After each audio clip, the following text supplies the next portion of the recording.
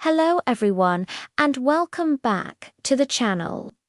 Today we're embarking on a journey through time, back to a pivotal era in North African history.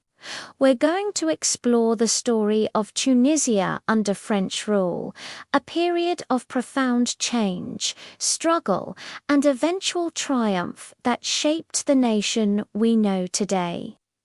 So, grab a cup of tea, get comfortable, and let's dive into the complex history of the French protectorate of Tunisia. Our story begins in the late 19th century. Tunisia, then part of the Ottoman Empire but ruled by the Hassanid Beys, was facing significant economic challenges. European powers, particularly France, Britain, and Italy, were all vying for influence in the region. France, already established in neighboring Algeria, saw Tunisia as a strategic prize. Using Tunisia's financial instability as a pretext, France made its move. In 1881, French troops crossed the border, and on May 12 of that year, the Bey of Tunis, Mohammed III as-Sadiq, was compelled to sign the Treaty of Bordeaux. This treaty officially established a French protectorate, meaning Tunisia remained nominally under the Bey's rule, but real power, especially in matters of finance, defense, and foreign affairs, was now in French hands. This was the beginning of a 75-year-long chapter. Initially, the French administration, led by a resident general, focused on modernizing Tunisia's infrastructure and economy. They built roads, railways, and ports. They developed agriculture, particularly focusing on olive groves and vineyards, and exploited the country's rich phosphate deposits. This modernization, however, was a double-edged sword. The primary beneficiaries were French colonists, known as colons, and European businesses. French settlers were encouraged to immigrate, and they acquired vast tracts of the most fertile land, often displacing local Tunisian farmers who were relegated to less productive areas or forced into wage labor. This created a stark economic divide and sowed the seeds of deep resentment among the Tunisian population. Education was another area of major transformation. The French introduced a new school system, but access was limited. While it offered opportunities for some Tunisians to receive a modern education, it also aimed to assimilate a new elite into French culture. This created a new class of French-educated Tunisians who, ironically, would often become the intellectual leaders of the very movement that would challenge French rule. They were exposed to French ideals of liberty, equality, and fraternity, and began to question why these principles didn't apply to their own people in their own homeland. As the 20th century dawned, the Tunisian desire for self-determination began to coalesce into organized movements. The first significant stirrings of nationalism emerged with the Young Tunisian movement in 1907, inspired by similar movements in Turkey and Egypt. These early nationalists were primarily intellectuals who initially sought reforms and greater Tunisian participation within the protectorate system, rather than outright independence. They used newspapers and public discourse to advocate for their rights and preserve Tunisian identity against the tide of French cultural influence. A major turning point was the 1911 Gellers Cemetery incident, a protest against the French attempt to register a sacred burial ground, which led to violent clashes and marked a new phase of popular resistance. The period after World War I saw the nationalist movement gain significant momentum. Many Tunisians had fought for France in the war, and upon their return, they expected greater political rights in return for their sacrifice. When these were not granted, disillusionment grew. In 1920, the Distor or Constitution Party was founded. Its name clearly stated its primary demand, the restoration of a constitution that would limit the Bey's power and, more importantly, curb the authority of the French resident.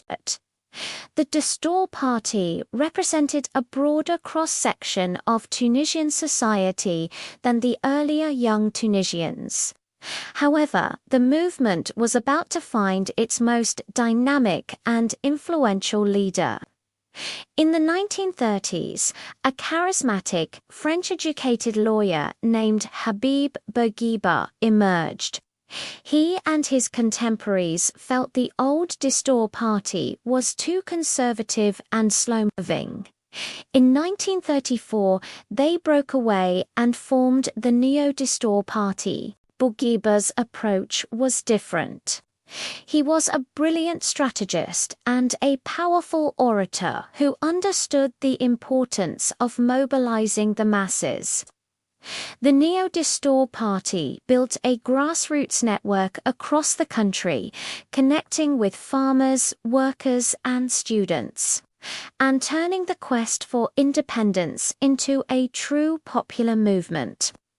Their methods included political protests, strikes, and civil disobedience, which often led to a harsh crackdown by the French authorities. Bourguiba himself was arrested and exiled multiple times, but his absence only seemed to strengthen his legend and the resolve of his followers. World War II brought further complexity to the situation. Tunisia became a battleground for Axis and Allied forces. After the war, the global political landscape had shifted dramatically. The era of old colonial empires was coming to an end.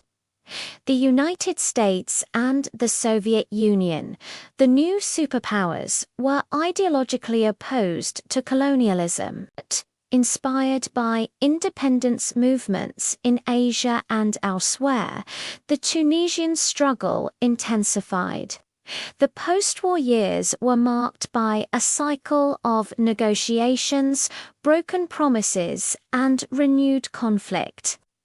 The French government was grappling with colonial uprisings across its empire, most notably in Vietnam and Algeria, and was reluctant to let go of Tunisia. The early 1950s saw the struggle reach its peak. The French refusal to grant meaningful autonomy led the Neo-Distor Party to launch a campaign of armed resistance. Guerrilla fighters, known as Falaga, began to operate in the rural and mountainous regions, targeting colonial infrastructure and symbols of French authority.